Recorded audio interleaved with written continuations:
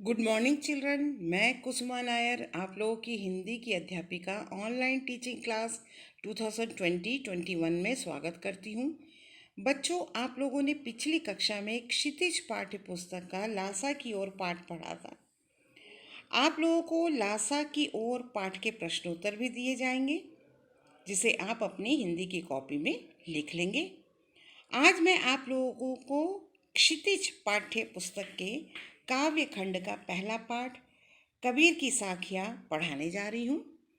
पाठ को पढ़ाने से पहले मैं कबीर दास जी की एक जीवन की संक्षिप्त परिचय देना चाहूँगी।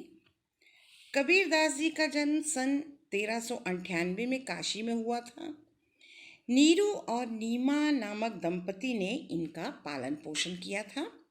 इन्होंने विधिवत शिक्षा नहीं पाई, परंतु सत्संग, पर्यटन तथा अनुभव से उन्होंने ज्ञान प्राप्त किया। कबीर दास जी ने निराकार ईश्वर के प्रति अपनी भक्ति प्रकट की। उनके अनुसार प्रेम और ज्ञान से ही ईश्वर की प्राप्ति होती है। इन्होंने गुरु को ईश्वर से श्रेष्ठ माना है। कबीर दास जी ने मूर्ति पूजा, बाहरी दिखावा, तिलक, माला आदि पाखंडों का विरोध किया। इनकी मृत्यु सन 1518 के आसपास हुई थी। इनकी भाषा में राजस्थानी, पंजाबी, अरबी, फारसी, गुजराती आदि शब्दों का मिला जुला प्रयोग है। इनकी रचनाएं कबीर ग्रंथावली में संग्रहित हैं। बीजक, रामायणी, सबद नाम से इनके 3 काव्य संग्रह हैं। गुरु ग्रंथ साहिब में भी इनकी रचनाएं संकलित है। अब हम कबीर की साखियाँ पढ़ेंगे। इसमें पहली साखी है, मान सरोवर सुभर जल, हंसा केली कराही, मुक्ता फल मुक्ता चुगे, अब उड़ी अनंत न जाही। मान सरोवर, यहाँ मान सरोवर का अर्थ है एक झील जो कैलाश पर्वत पर स्थित है। कैलाश पर्वत जिसमें शिव जी का वास भी माना जाता है। मानसरोवर झील का जल स्वच्छ एवं शीतल है। सुभर का अर्थ है भरा हुआ या लबालब। हंसा का अर्थ है हंस।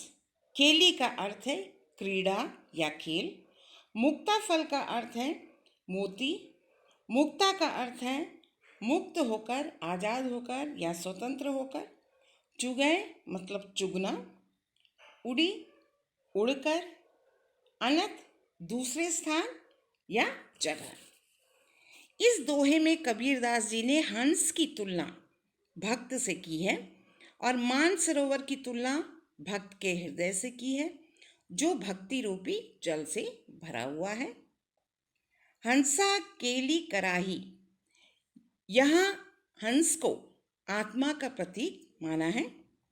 जिस प्रकार मानसरोवर के जल में हंस क्रीड़ा कर रहे हैं, खेल रहे हैं, मुक्त या स्वतंत्र होकर मोती चुग रहे हैं। कहा जाता है हंस मोती चुगकर खाते हैं, लेकिन वैज्ञानिक रूप से ये बात सच्ची नहीं है।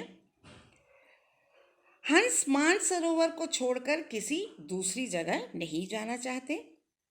उसी प्रकार जब एक व्यक्ति ईश्वर की भक्ति में लीन हो जाता है, तो वह अपने हृदय रूपी मानसरोवर में क्रीड़ा रूपी साधना भक्ति करता है। उसे यहाँ इतना आनंद प्राप्त हो रहा है कि वह कहीं और जाने की सोचता नहीं है या उसे कहीं और जाने की जरूरत नहीं पड़ती। कबीर दास जी के कहने का तात्पर्य यह है कि प्रभु भक्ति में ही आनंद की प्राप्ति होती है और यह आनंद उसे किसी और सुख की कामना या इच्छा नहीं होने देती। दूसरी साखी है, प्रेमी ढूंढत मैं फिरो, प्रेमी मिले न कोई, प्रेमी को प्रेमी मिले, सब विष अमृत होई।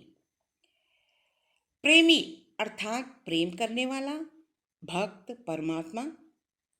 विष का अर्थ है जहर यहाँ विष से कबीरदास जी का तात्पर्य है वासना, मोह, दुर्भावनाएं आदि।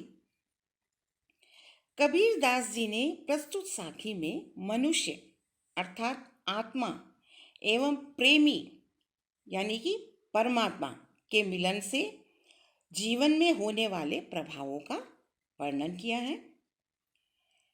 प्रेमी का अर्थ है ईश्वर भक्त अर्थात ईश्वर का सच्चा भक्त। कबीरदास जी कहते हैं, मैं ईश्वर के सच्चे भक्त को ढूंढता फिर रहा हूं, लेकिन मुझे कोई प्रेमी अर्थात ईश्वर की भक्ति में लीन कोई व्यक्ति नहीं मिला। प्रेमी को प्रेमी मिले अर्थात ईश्वर भक्त को कोई ईश्वर की साधना तपस्या करने वाला कोई इंसान मिल जाए तो सब विष अमृत हो जाता है। यानी कि हमारे मन में जो भी दुर्भावनाएं हैं, इच्छाएं हैं, वो सब अमृत में बदल जाती है अर्थात बुराई अच्छाई में बदल जाती है। अब इसके आगे का साखी जो है हम लोग अगले कक्षा में पढ़ेंगे।